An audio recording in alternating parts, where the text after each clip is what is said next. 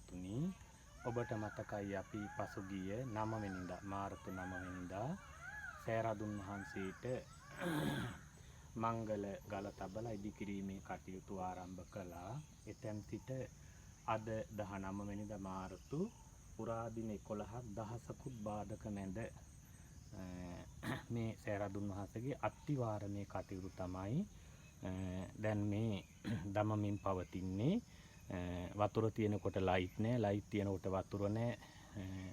දෙකම තියෙනකොට සමහර විට මේ පාරින් බඩු ගේන්න මෙතෙන්ට අමාරුයි. ඇතැම් වේලාවක බාස් මහත්තුරුන්ට සමහර විට ආහාර ටික අඩුපාඩුකම් තිබෙනවා. මේ වගේ දහසකුත් බාධක මැද අපේ දායක පින්වතුන් අදත් ඒ දායක පින්වතුන් මෙතන මේ බඩු ලං කරන්න අපහසුයි වැස්සක් වැහපු ගමම්ම.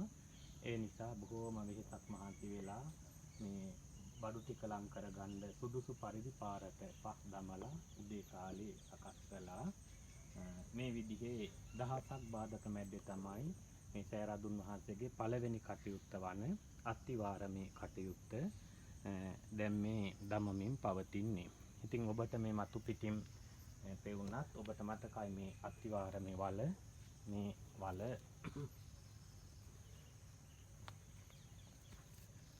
තව දවස් 4-5ක් යනකොට ඔබට මේක පේන්නේ. ඒක අය විකල්පියා මේ ගන්න මේ තමයි වල මෙන්න මෙතන ඉඳන් තමයි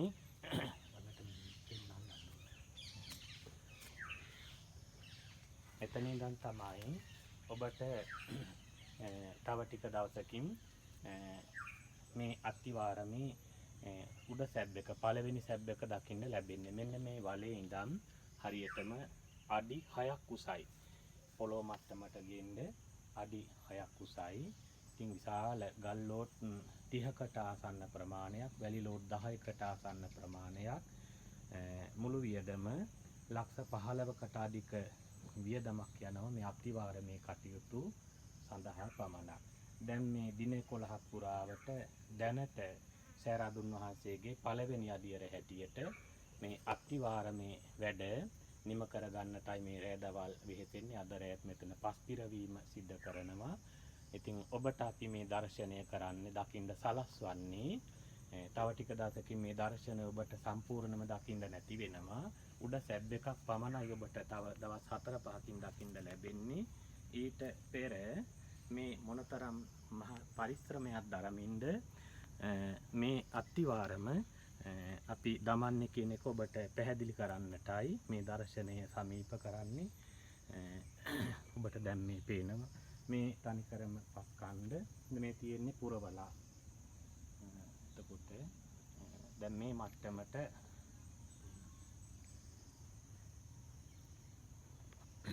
ඔය කණුව ඔබට පේන ඔය කණුව අර පොළවේ යට ඉඳන් එන කණුව. එතකොට අඩි 6ක් උසයි මේක. මෙන්න මේ මට්ටමට එන තෙක්ම මේ අත්තිවාරම බැඳීමේ කටයුතු කරන්නට ඕනේ. මේ සඳහා තමයි මේ ලක්ෂ 15කට අධික වියදමක් අත්තිවාරමේ කටයුතු සඳහා පමණක් වැයවන්නේ. ඉතින් මේ විදිහටයි දැනට අපි සෑරදුන් වහන්සේගේ අත්තිවාරමේ කටයුතු සිද්ධ කරමින් පවතින්නේ. ඔබත් දැකලා සිත පහදවා ගන්න. ගලක් ලැබපු කෙනෙක් නම් බොහොම සතුටු වෙන්න. ඒ වගේම ඔබට ආරාධනා කරනවා අපි මේ තනිකරම වල අඩි 6ක් වගේ ගැඹුරුති වල මේ වල පුරවන්න ඕනේ. ඔබට පේනවා මේ වල මේ තමයි අත්තිවාරම සම්පූර්ණ මේ වල පුරවලා. එතකොට මේ අඩි 6ක් උස ඇති කණුවේ මට්ටමට මේ ඔබට පේන මේක කණු දැන් හුඟක් අපි යට කරලා තියෙන්නේ පස් වලින්. තවත් තියෙනවා අඩි 4ක් විතර උසට මේ මට්ටමටම සම්පූර්ණයෙන්ම විශාල පස් ප්‍රමාණයක් දමලා පුරවන්න ඕනේ. ඔය මට්ටමින් තමයි සෑ මළුව හැදෙන්නේ. ඔබ සෑ මළුවේ අඩිය තිබ්බහම මේ ඔය ඔබට පේන කණුවේ මට්ටමින් තමයි ඔබ සෑ මළුව පියවර තබන්නේ. ඉතින් පස්ලෝඩ 100ක් විතර ප්‍රමාණයක් දමලා දැන් මේ අත්තිවාරමේ වටේට පස් පිරවීමේ කටයුතු කරන්න තියෙනවා. ඉතින් ඔබට අපි ආරාධනා කරනවා අපේ මේ දිනවල ගල්ගොඩ පළුගොල්ල මේ ගම්වල උපාසිකා මෑණිවරුන් උදේට ඇවිල්ලා පස් පිරවීමේ කටයුතු කරනවා.